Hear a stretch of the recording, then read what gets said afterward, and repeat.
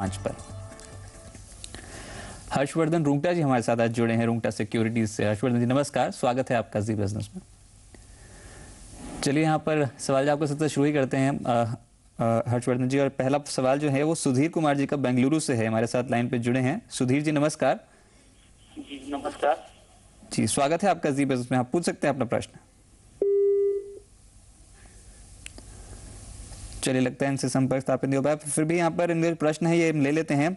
5 साल के लिए इन्वेस्टमेंट करना चाहते हैं, 30 साल की इनकी इन्होंने उम्र बताई और जानना चाहते हैं कि किन विकल्पों में यहाँ पर निवेश करें। 6,000 रुपए और अपने पोर्टफोलियो में निवेश करना चाहते हैं। इनका एग्जिस्टिंग पोर्टफोलियो देख लेते हैं हर्षवर्धन जी, और यहाँ पर जो ऑलरेडी जो इन्वेस्टमेंट है वो HDFC top 200, HDFC gold, HDFC mid cap opportunities और Birla sun life frontline equity, ये कुछ फंड्स हैं जो उन्होंने अपने पोर्टफोलियो में ऑलरेडी शामिल किए हैं और जानना चाहते हैं अगर आप इन्वेस्टमेंट बढ़ानी हो, 6,000 रुपये और इन्वेस्टमेंट करनी हो तो किन विकल्पों का यहाँ पर चॉइस कर सकते हैं। तो क्या इन्होंने एक लक्ष्य भी भेजा है, 5 साल में 20 लाख का कॉर्पस जुटाना चाहते हैं, मौजूदा इन्वेस्टमेंट 6,000 की ही है। तो क्या मानते हैं यहाँ पर कुल मिलाकर अगर 12,000 रुपये पर मंथ यहाँ पर इन्वेस्टमेंट करते हैं तो क्या इनका इन्वेस्टमेंट से लक्ष्य पूरा हो सकता है, और आपके पोर्टफोलियो में कुछ बदलाव की सलाह देंगे?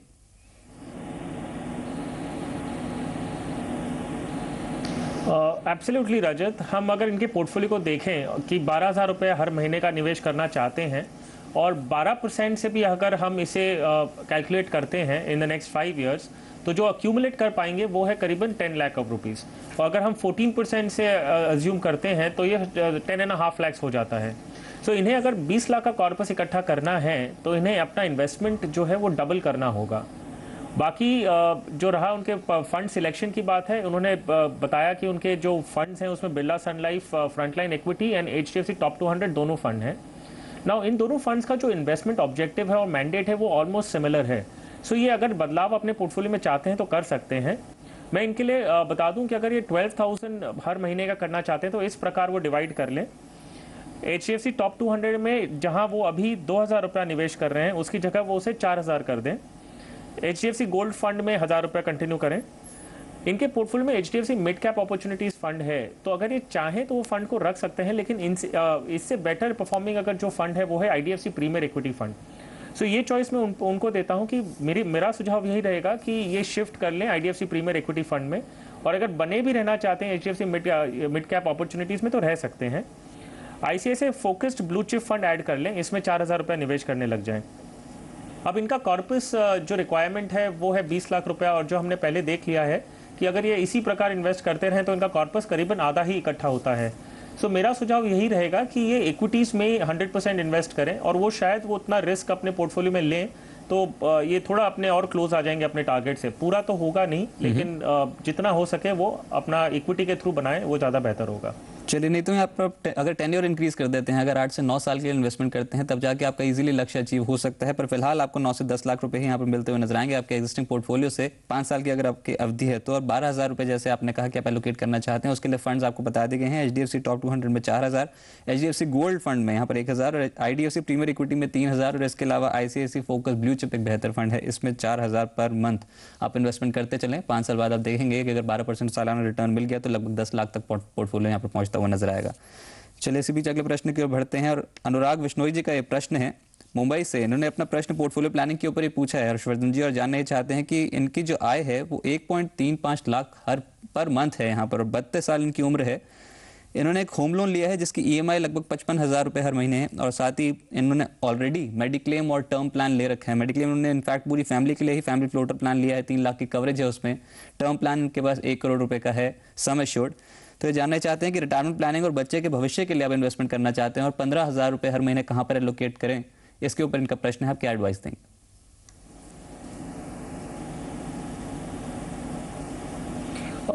वेल रजत, जो हम पहला लुक अगर पूरे पोर्टफोलियो का देखें तो ये बहुत अच्छी तरह इन्होंने अपना जो बैलेंस कर रखा है।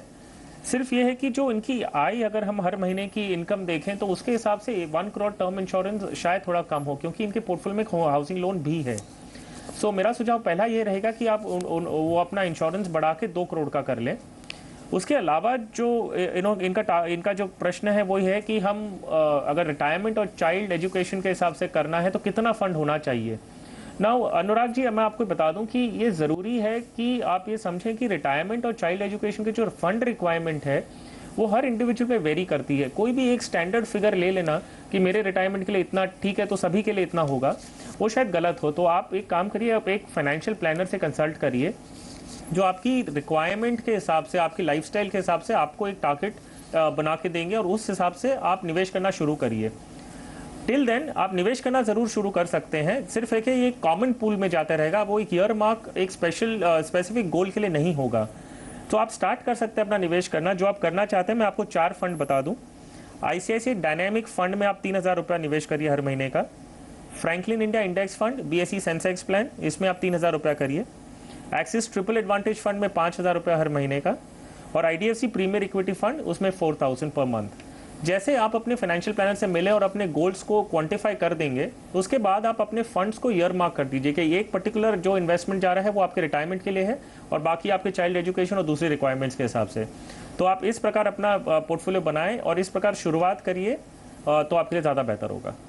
चलिए, तो ICICI डायनेमिक, फ्रैंकलिन इंडिया में जो सेंसेक्स प्लान है वहाँ पर नजर रख के चल सकते हैं। इसके अलावा एक्सिस ट्रिपल एडवांटेज और IDFC प्रीमियर इक्विटी कुछ बेहतर फंड्स हैं, इन फंड से पोर्टफोलियो बना सकते हैं। और ऑलरेडी आपने इन्वेस्टमेंट से पहले यहाँ पर बीमा लिया है, ये आपके लिए बेहतर है। इससे परिवार का जो भविष्य है वो सुरक्षित आपने ऑलरेडी कर लिया है, तो काफ़ी बेहतर यहाँ पर पोर्टफोलियो प्लानिंग आपकी होती हुई नजर आ रही है। चलिए, इसी बीच निखिल जी का प्रश्न लेते हैं, अहमदाबाद से हमारे साथ लाइन पे हैं। निखिल जी नमस्कार, स्वागत है आपका जी बिजनेस में। जी पूछिए अपना प्रश्न। हेलो जी, अपना वॉल्यूम, टीवी का वॉल्यूम जो है वो आपको म्यूट करना पड़ेगा। हाँ, एक्चुअली मुझे मेरा अभी 26 ईयर्स रनिंग है जी। और मेरा ये क्वेश्चन है कि मेरा after at the age of 50 मुझे 15 से 20 लाख तक चाहिए और मेरा अभी एनुअल इनकम है 2,20,000 रुपया। तो मैं किस तरह से इन्वेस्टमेंट करूँ तो मैं एट द एज ऑफ 50 तक मुझे ये 15 लाख तक की राशि मिल सकती है? हाल ही में नौकरी लगी निखिल जी, पहले से नौकरी करते हैं? चालू है अभी, 30 साल हुआ है। ये पहला निवेश है आपका, इससे पहले आपने कभी इन्वेस्टमेंट्स नहीं करी? ये पहला निवेश है। चलिए, आपको नजर दिलाते हैं। तो क्या एडवाइस करते हैं हर्षवर्धन जी, कि म्यूचुअल फंड के रूट से ही जाएं और फायदा होता हुआ नजर आएगा? लंबी अवधि के लिए अगर निवेश करेंगे, कितना यहाँ पर जो उनका लक्ष्य है, जो 15 से 20 लाख रुपए जुटाना चाहते हैं और जो अवधि इन्होंने चूज करी है रिटायरमेंट तक, यानी 24 साल उनके पास हैं, तो कितना इन्वेस्टमेंट करेंगे तो लगभग 15 से 20 लाख तक यहाँ पर पहुंच सकते हैं और कौन से फंड्स में?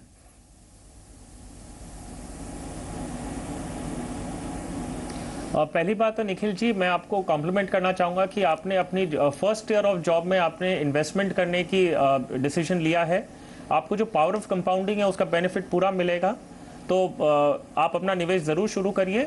मैं आपको बता दूं, आपका जो टारगेट है 20 लाख रुपीज़ जो आपको एट द एज ऑफ 50 चाहिए, वो आप अगर एक मात्र सिर्फ 1000 रुपये हर महीने का भी निवेश करते हैं और अगर हम 14% एक्सपेक्ट करते हैं return over the next number of years, तो आपका कॉर्पस जो है वो इनफैक्ट 20 लाख से थोड़ा ज़्यादा होकर 23 लाख तक एक्यूमुलेट हो जाएगा। सिर्फ एक चीज़ आप निखिल जी देखिए, आप शुरू कर रहे हैं, बहुत अच्छी बात है। मैं आपको एक फर्दर सुझाव दूंगा कि आप ये कंसिडर करिए कि 20 लाख आज की तारीख में सफिशिएंट होगा, लेकिन आपने उसमें इन्फ्लेशन शायद इंक्लूड नहीं किया है। तो आप आगे जाते हुए आप अभी कंफर्टेबल हो जाइए, 1 साल 2 साल आप निवेश शुरू करिए, फिर जैसे आप समझेंगे उसमें आप इन्फ्लेशन को एक अपने टारगेट में जोड़ना शुरू करिए। 20 लाख की वैल्यू 25-26 साल बाद क्या होगी वो आपको ध्यान रखते हुए अपना कॉर्पस बनाइए और फिर अपना इन्वेस्टमेंट आप बढ़ा दीजिएगा। शुरू करने के लिए मैं आपको स्कीम का नाम बता दूं, आप एक पैसिवली मैनेज फंड में निवेश करिए जो आपको ट्रैक करने की बिल्कुल जरूरत नहीं है।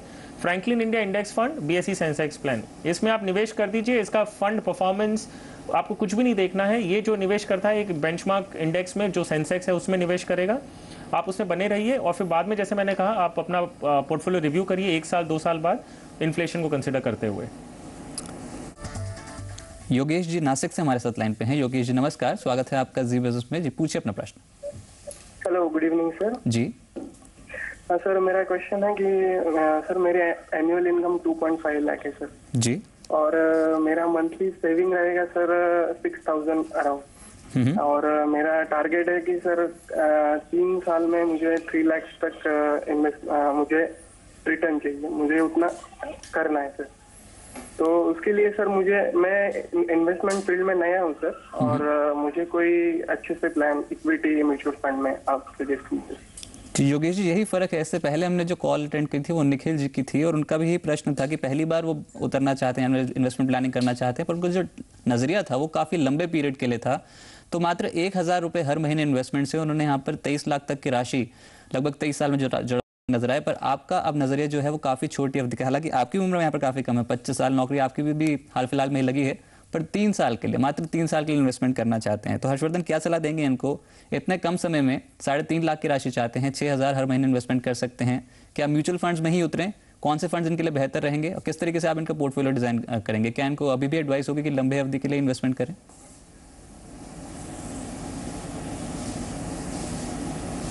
वेल रजत, अगर इनकी रिक्वायरमेंट बहुत स्पेसिफिकली 3 साल बाद है तो हमें वो नजरिया लेके ही चलना होगा। सिर्फ एक चीज़ है, हम इसमें थोड़ा पोर्टफोलियो में चेंज करेंगे। अब योगेश जी, मैं आपको बता दूं, क्योंकि आपका शॉर्ट टर्म रिक्वायरमेंट है 3 इयर्स का है, सो आप 100% इक्विटी में इन्वेस्ट ना करें, वो आपके लिए बेटर होगा। आप एक हाइब्रिड फंड में इन्वेस्ट कर सकते हैं जिसमें मिक्स होता है इक्विटी और डेट का। सो आपका, अगर आपको अग्रेसिवली तो थोड़ा जाना ही होगा, क्योंकि आपका जो रिक्वायरमेंट है वो 3.5 लाख रुपीज़ है। मैं आपको सुझाव दे सकता हूं कि आप HDFC प्रूडेंस फंड में इन्वेस्ट करिए, जिसका मैंडेट है कि 75% जो पैसे हैं वो इक्विटी में जमा होते हैं और 25% डेट में। तो रिस्क थोड़ा ज़रूर है, क्योंकि आपकी 3 साल की टाइम होराइजन है आपका, तो शायद ये फंड आपके रिक्वायरमेंट के लिए ज़्यादा सूट करेगा। तो आप जो अपना इन्वेस्टमेंट है वो एक ही फंड में करिए और HDFC प्रूडेंट फंड में निवेश करना शुरू कर दीजिए। और इसका रिव्यू आप 1 या 2 साल बाद ज़रूर करिएगा, क्योंकि आपका टारगेट 3 साल बाद ही है। तो 2 साल बाद इसका बहुत ही क्लोजली रिव्यू करके आप एक डिसीजन उस समय लीजिए कि आपको आगे क्या करना है। बिल्कुल हर्षवर्धन, पहली बार इन्वेस्टमेंट करना चाहते हैं, हालांकि 6,000 रुपये हर महीने इन्वेस्टमेंट करेंगे, पहली बार इन्वेस्टमेंट करना चाहते हैं, तो KYC जो प्रोसेस होता है वो किस तरीके से वर्क करता है, उसके लिए इनको किन से संपर्क करना पड़ेगा, और जो फॉर्म जो है म्यूचुअल फंड का वो कैसे भर सकते हैं, इस पर आप क्या राय देंगे?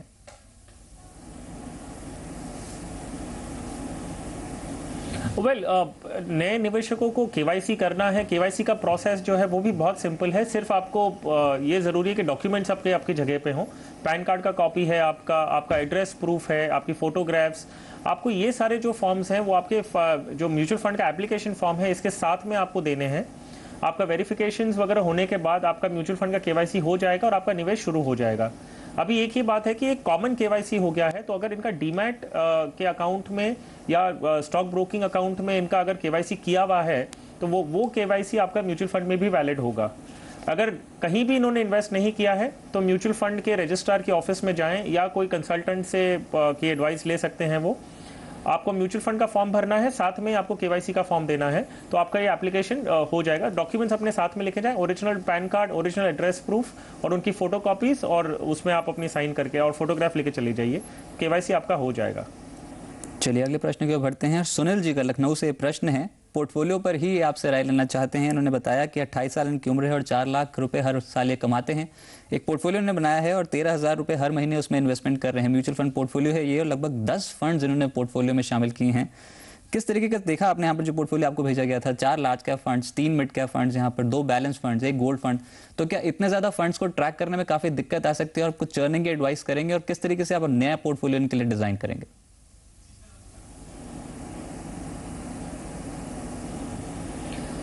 बिल्कुल सही रजत, आपने बिल्कुल सही पहचाना कि इनके पोर्टफोलियो में बहुत ज़्यादा डुप्लीकेशन है।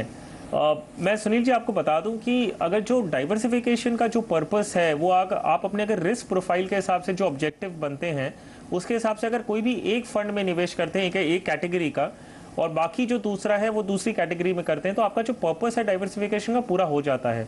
अगर आप 10 फंड इंक्लूड करके रखें तो उसका परफॉर्मेंस मॉनिटर करना, उसका all this becomes a very very very lengthy process. So मैं आपको सुझाव दूंगा कि आप अपना पोर्टफोलियो थोड़ा ट्रिम करें। मैं आपके लिए 5 फंड बता देता हूं जिसमें आप अपना पूरा 13,000 रुपया निवेश कर सकते हैं। आप Franklin India blue chip fund को रिटेन करिए और उसमें 3,000 रुपया हर महीने का करने लग जाइए। HDFC टॉप 200 आप रिटेन करिए और इसमें करीबन 3,000 रुपया कर सकते हैं। HDFC प्रूडेंस फंड में 2,500 रुपया करिए। IDFC प्रीमियर इक्विटी फंड में 3,000 और रिलायंस गोल्ड सेविंग फंड में 1,500। इस प्रकार आपका जो पूरा पोर्टफोलियो है वो पूरा डाइवर्सिफाइड भी है और आपके पास 5 फंड्स हो जाते हैं जो आपके मॉनिटर करना, उनमें जो भी अपडेशंस करने हैं वो सब आपके लिए आसान हो जाएगा। ये सारी स्कीम्स जो आपने अभी ले रखी है वो एक्टिवली मैनेज फंड्स हैं, सो ये ज़रूरी है कि आप इसका परफॉर्मेंस ट्रैक करें। तो 1 in 2 years आप इसका परफॉर्मेंस ट्रैक करिए और फिर डिसीजन लीजिए कि आपको और चेंजेस करने हैं कि नहीं, और कोई अगर नया इन्वेस्टमेंट करना होगा आपको तो इन्हीं फंड्स में आप इंक्रीज करिए, ना कि एक नया फंड अपने पोर्टफोलियो में जोड़ें। सुरेंद्र बजाज जी से मैं चंडीगढ़ से लाइन पे हैं। सुरेंद्र जी नमस्कार, स्वागत है आपका जी बिजनेस में। नमस्कार जी। जी पूछिए अपना प्रश्न। जी, मैं ऐसे है SBI स्मार्ट परफॉर्मर लिया है, वो 5 साल के लिए वो कह रहे हैं 50,000 देना है। जी बिल्कुल, आपने बताया कि आपको 20,000 हर महीने पेंशन मिलती है। हाँ, ये आपने प्लान लिया कब SBI लाइफ स्मार्ट परफॉर्मर? नहीं, ये प्लान किया था लास्ट ईयर, तो मतलब इसमें कोई मेरा कोई ऐसा इरादा नहीं था, बट वो मैनेजर के कहने से कर दिया मैंने। चलिए, ये थोड़ी आपसे गलती हो गई यहाँ पर। किसी के यहाँ पर एडवाइस पे जो आपने इन्वेस्टमेंट कर दी है वो थोड़ा भी मिसमैच हो गया आपके उम्र के हिसाब से और आपके पोर्टफोलियो के हिसाब से। तो हर्षवर्धन, क्या सलाह देते हैं आप इन्हें? अब इनके लिए कौन से विकल्प होंगे जो सुरक्षित होंगे? 20,000 रुपये पेंशन मिलती है, तो उस रकम को सुरक्षित रखना और उसको इन्वेस्टमेंट करना किस तरीके से, और कौन से विकल्पों में यहाँ पर आप एडवाइस कर सकते हैं?